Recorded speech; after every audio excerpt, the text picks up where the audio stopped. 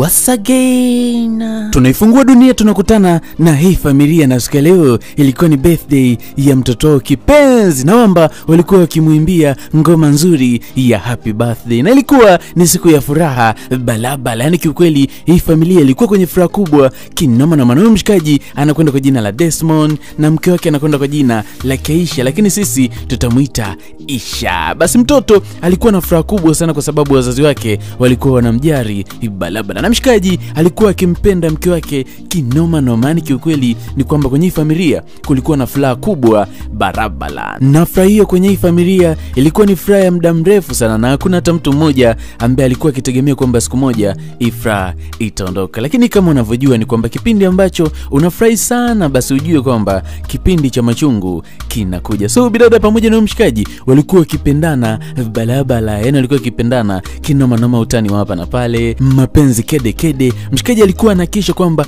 mke wake amchoki, yani kila siku analiupdate penzi, yani kila siku penzi lina upgrade. Na wakati mwingine siku ya leo walikuwa wamepokea ugeni. Huyu bidada ambaye amekuja siku ya leo ni rafiki yake na huyu mke wa mshikaji, anakwenda kwa jina la Tess. Ni marafiki ambao wanapendana kinoma noma, yani ni marafiki ambao wamedumu kwa muda mrefu, wamesoma pamoja, wameishi mtaa mmoja, wamekuwa pamoja ni kiufupi. Na siku ya leo Tess kaja kumtembelea rafiki yake kwa sababu wana muda kidogo hawajaona. So alikuwa akipiga story mbili tatu, yani story za hapa na pale, na licha ya kwamba hao ni marafiki wakubwa, pia walikuwa wakifanya biashara pamoja. So walikuwa wakidiscuss namna ya kwenda kuchukua mzigo China ili mradi wakiuleta Nigeria waweze kupiga bingo kubwa, kwa sababu wamekuwa wakifanya biashara ya kujumlisha mikoba. So wanahisi wakienda kufuata wao kwa wao China itakuwa ni rahisi sana kwa wao kuweza kufanya biashara kwa uzuri. So bidada ambaye anakwenda kwa jina la Tess alikuwa akimshauri rafiki yake hivyo kwamba inatakiwa wafunge safari wao wawili waende wakafuate wao wenyewe mzigo mpaka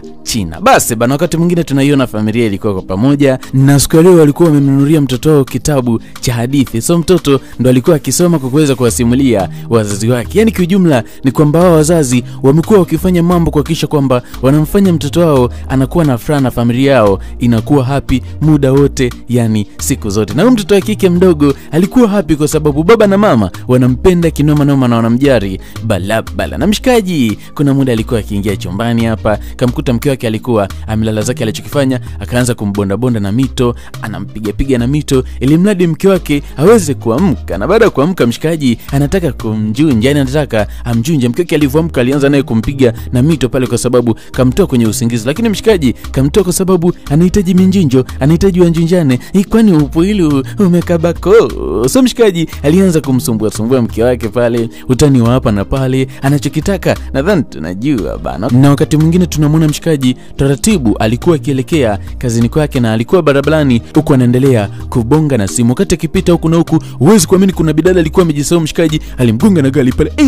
Mwamba alichokifanya chap chap, ilibidi ashuke kwenda kumsaidia. Kuta yule bidada alikuwa kidogo hali yake haiko poa, na uzuri ni kwamba mshikaji hakumgonga sana kwa sababu alikuwa kwenye mwendo mdogo. Basi kamnyanyua pale, jamani, hivi nimepona kweli? Niko mzima wapi kweli mimi? Mshikaji akamwambia hakuna shida, hujaumia popote kwa sababu sikuwa na mwendo mkali, lakini ngoja nikupeleke hospitali. Basi mshikaji taratibu ikabidi ampeleke mpaka kwenye gari yake na kumuingiza ili mradi aende ampeleke hospitali kwa sababu kamgonga, so unaweza kukuta ameumia ndani kwa ndani. Basi mshikaji akateleza naye pale, na mshikaji alikuja kumwambia kila kitu waifu wake juu ya kile ambacho kimetokea kwa sababu kagonga mtu, na anachomshukuru ni kwamba mtu ambaye kamgonga yuko mzima. Basi mke wake alimshukuru Mungu pia kwenye hilo. Basi mshikaji akamwambia hakuna shida. Wakati mwingine mshikaji alikuwa zake ofisini hapa amepoa, anaendelea na jukumu lake la kila siku. Basi muda si punde kuna mgeni akawa ametimba hapa, na mshikaji hakutegemea siku leo kama ana uwezo wa kupokea mgeni. Habari yako? Samani nimekuja bila taarifa na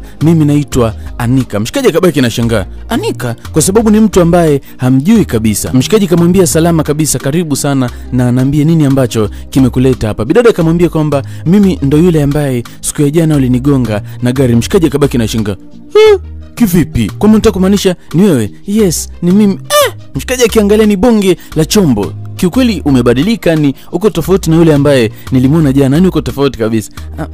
Hivi ndo nilivyo, yani hivi mimi ndo nilivyo. Kiukweli huyu mtoto alikuwa ni chombo ya kufa mtu, yani alikuwa ni chombo balabala. Na kamwambia mshikaji, siku leo nimekuja, kuna kitu nilikuwa naomba tuweze kuzungumza na ni muhimu kweli kweli. Mshikaji akamwangalia, kikweli bonge la chombo, yani mtoto wa kike alikuwa ni mzuri balabala. Na mshikaji siku ya jana wakati amemgonga na gari alikuwa la fluff, yani ya kuwa apecha lolo, so mshikaji hakumuona vizuri, lakini siku leo mshikaji mwenyewe kapaga kumwambia wala usijali, kaa hapo tuweze kuzungumza. Basi huwezi kuamini ni kwamba mtoto wa kike kilichomleta hapa ni kwamba alikuwa kimomba mshikaji aweze kumpatia kazi, kwa sababu mambo yake yalikuwa hayako fresh, yani mtoto wa kike alikuwa hana kazi. So mshikaji baada ya kuweza kumgonga na akapajua ofisini kwake, basi ilikuwa ni rahisi yeye kuweza kufika hapa, na alikuwa kimomba mshikaji aweze kumsaidia kwa sababu ana majukumu mengi. Ana jukumu la kuweza kumlea mamake ambaye anaumwa sana, alafu hana pesa, hana kazi, maisha yake magumu. Na akamwambia muonekano wangu wa siku ya leo nimeuvaa kwa sababu tu ya kutengeneza heshima kubwa ya mimi kuja kuomba hapa kazi nisije nikakosa kazi. Nadhani mshikaji aligoma. Mshikaji ni kwamba hakuweza kugoma kuweza kumpatia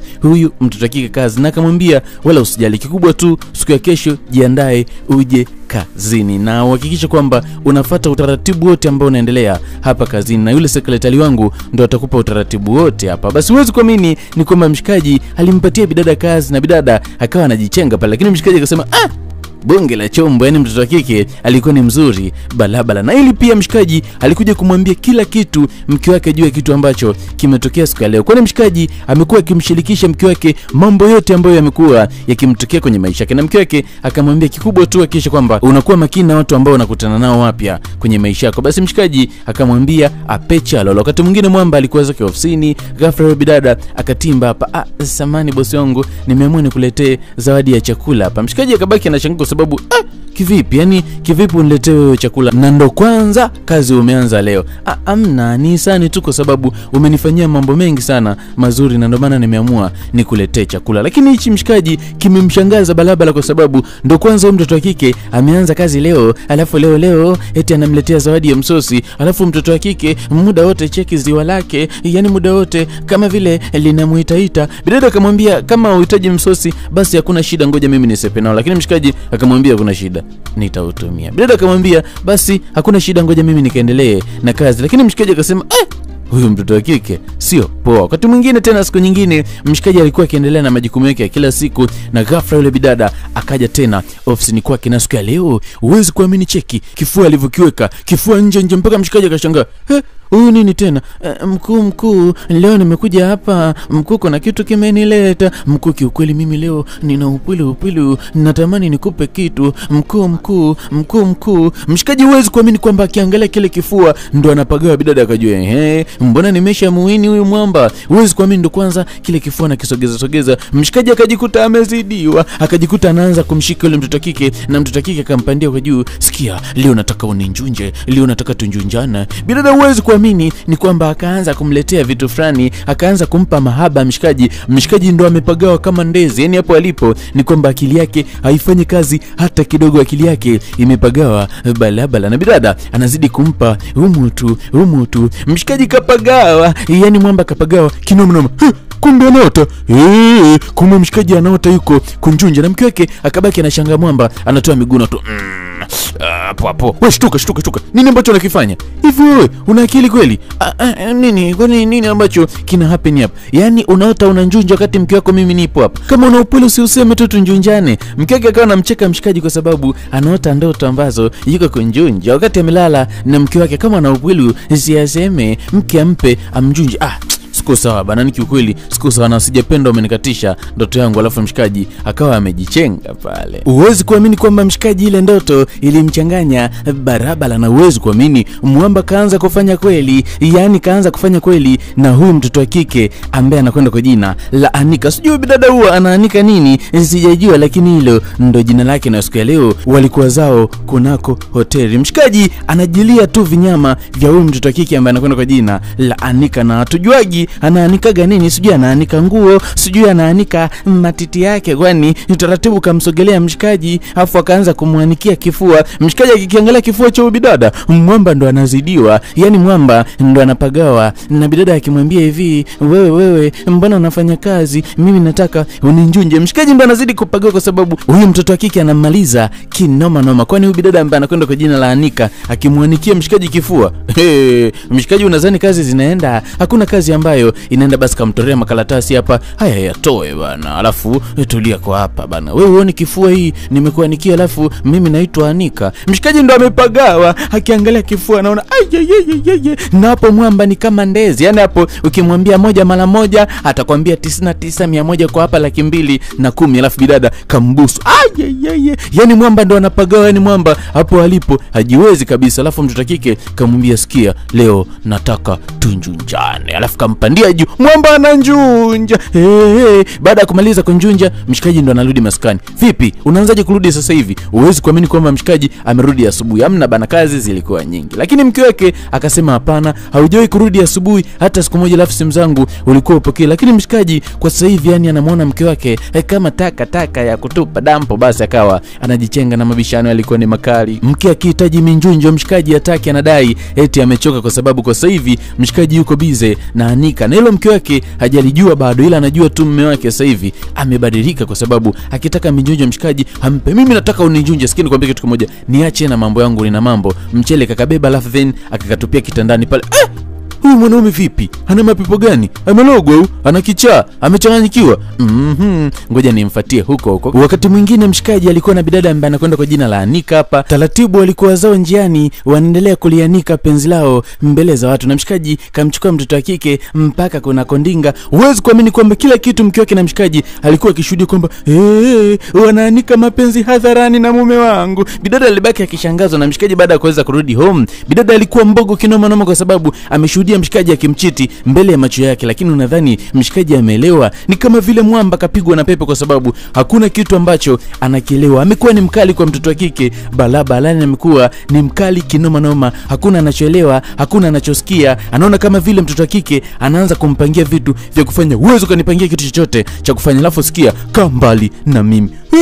Mwanaume vipi? Amepigwa pepo la wapi? Amepigwa pepo la Mombasa, amepigwa pepo la Kongo, au amepigwa pepo la Tanga? Lakini mshikaji hakuna kitu ambacho anakielewa. Niache bana. Dunia simama nione maajabu. Bidada ikabidi akae, kwa sababu maajabu ambayo anaona kwa mume wake so poa. Na rafiki yake alitimba hapa kwamba unachotaka kuniambia ni kweli? Ni kweli mume wako anakuchiti? Ni kweli? Niambie basi, mbona unakuwa kimya?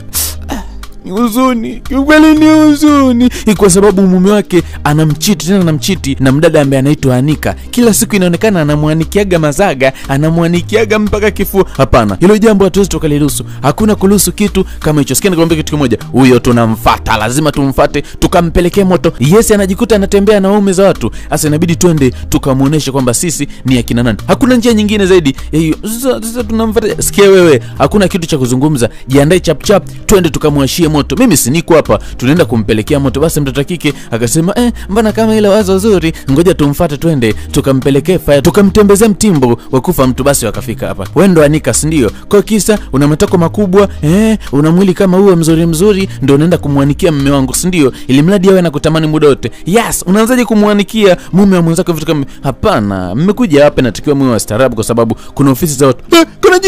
Kanajibu, wanatujibu sisi, ndio? Unatujibu sisi rubbish. Nani rubbish? Coffee. Uwezi kuamini kwamba walianza kumtembezea mtimbo wa kufa mtu. Hivi vidikidiki vinanijua vizuri. Alichokifanya akavigonganisha kichwa pale chini. Kilichotokea hapo ni vulugu.